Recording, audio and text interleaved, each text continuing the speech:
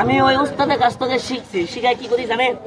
আমার বাড়িতে একটা কড়াই আছে, ওই কড়াইটা হলো 2500 টাকা কিনছি। কিনা কি করি জানেন? আমরা করে একটা গাছ দেখাই, নিম গাছ চিনেন? চিনেন নাম? চিনেন?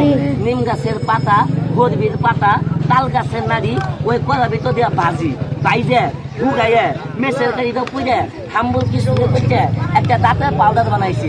ওই পাউডারটা প্রচার করি, ফ্রি মাংনা দিব। যদি দাঁতের উপকার হয়, ইসলাম প্রতিষ্ঠানে প্রতিদিনই মজমা করি। ওই জায়গার থেকে টাকাটা কিনে আসবেন।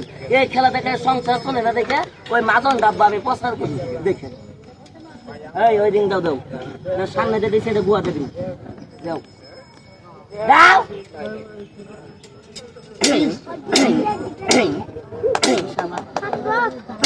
পুরা ভাড়া এলাম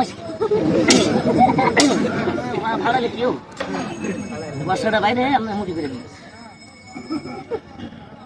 ভাই। আরে তালি মারেন আস্তে আস্তে আস্তে আস্তে। মনে মনে কবেন ওই সারা তোর বাড়ির জামালপুর, তুই ফ্রি মাংনা দিবি ভালো কথা, তোর মাঝন দিয়ে কি কি উপকার হয়? অত বেশি উপকার হয় না, শুধু শুধু হয়। প্রথম নাম্বার উপকার হয় এই দাঁতের ব্যথা।